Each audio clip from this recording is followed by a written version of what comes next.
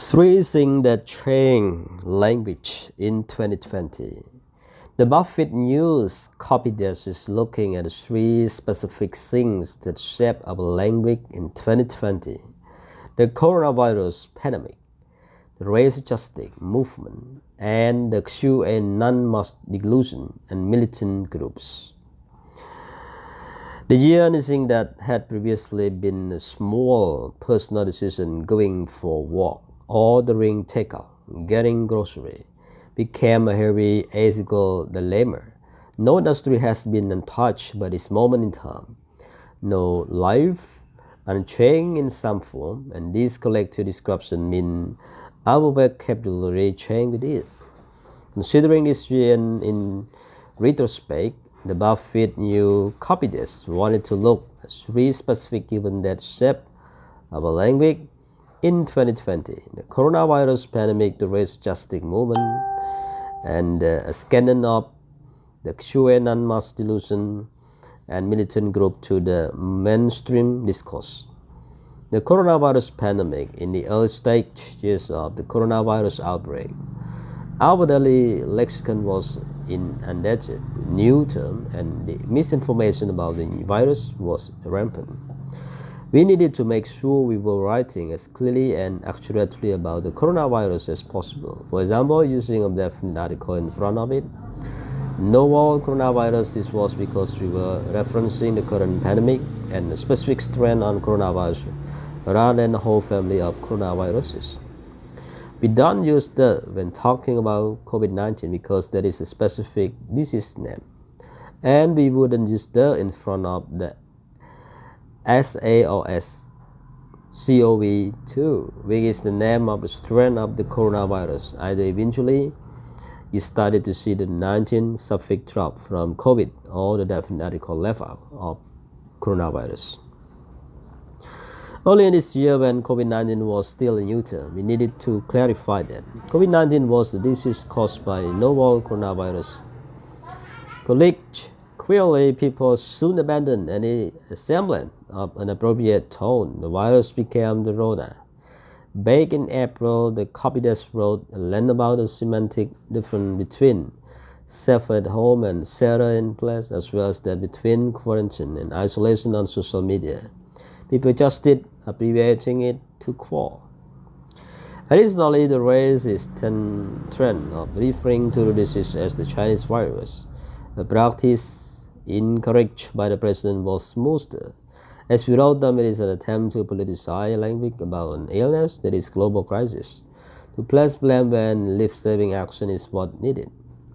More subtly, it was a year of constantly checking into all other safety. The common practice now is to wish someone a safe and healthy holiday before fun one. Hearing our mom own perpetual stay safe. A reminder on phone call absolutely hit different in 2020, asking everyone in the London. Rhetorical question of how you was inevitably going to lead to disgusting, insincere response. How is anyone? Outrageous justice protests. After the police killing of George Floyd and Breonna Taylor, millions protested systemic anti-black racism in the UK this summer. This reckoning extended into our language naturally with changes to terminology about marginalized groups and how we discuss protesting in general. The president and politicians were critical for using the word riot to describe the demonstration happening in the street, especially when peaceful protests were often met with violence from police. The protests are so popular, right? The phrase defund the police, a concept that requires unpacking. Does it mean making federal funding conditional on reform, redirecting some funding to community programs, taking away all funds from police department, and starting over, and has often been confused with abolishing the police.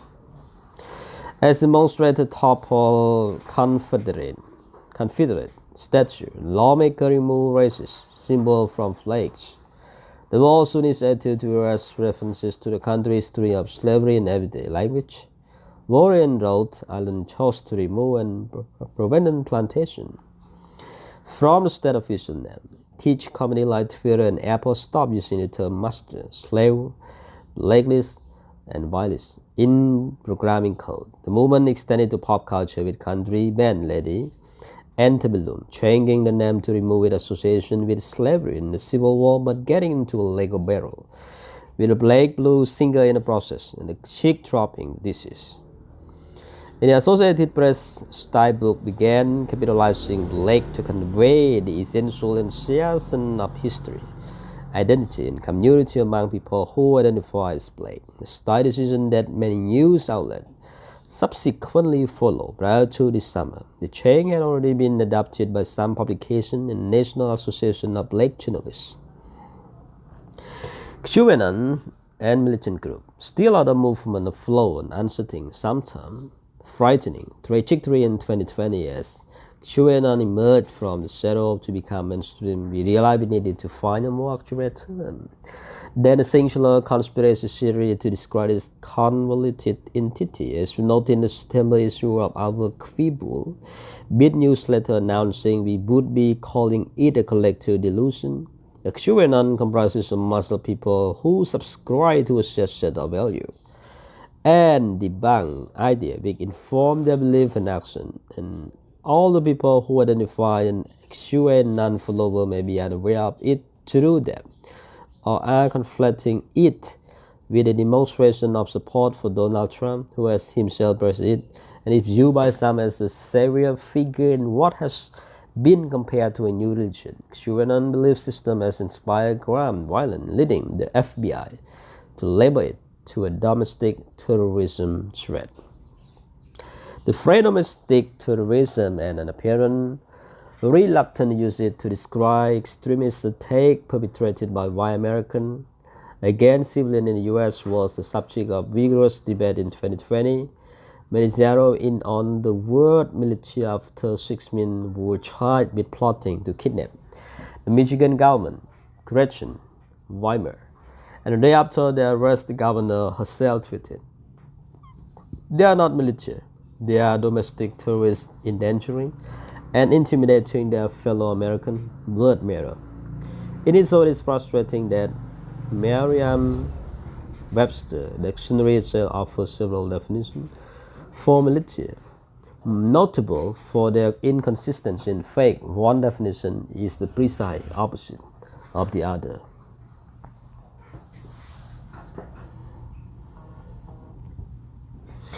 In response to the military debate, particularly the opposition using it because of the belief that it connote nobility or valor or confer legitimacy on groups that are motivated by hatred rather than patriotism, we research and discuss alternate. One militant and militant group, be it why in our style guide to use instead of military when referring to an armed extremist group, a decision we'll largely revisit. Our term that came up included right-wing, militant, armed extremist, armed civilian, and when applicable, armed.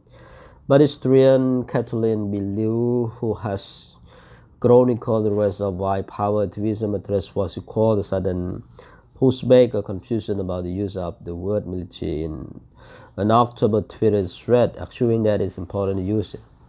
I worried that the push to a qualified definition might create the idea of good and neutral militaries that A or E legitimate belief set. They are not neutral observers. They are not keeper of law, order. They are parliamentary group. But what of self-styled military group who are simply demonstrating and not committing acts of violence? Militias, according to all the reporting I have read, over the last several years come in various sizes and shapes. Detroit Free Press editor Peter Butcher wrote in affirming the guidance from USA Today's that the editor avoid the term military or guard to describe an armed group of people. They may be using the term to convey authority. They do not help. Some are just guys roaming around the wood, shooting their rifle. But as said, all have a distrust of government and authority and a true pursuit that distrust to violent extreme. Ultimately, we agree that use of military rather than being casual require judgment with the goal, as always, to be truthful and precise. More than anything else, 2020 showed that we need to get rid of written in our language. We need to pull back the semantic friction, bigotry of label and causing what they are. QAnon is not just a theory, it is a mass delusion. Armed with a plot to kidnap the governor. As non-military, they are domestic terrorists and elected officials who routinely disregard the truth and deceive the public is in gaming, in falsehood, all sharing falsehood.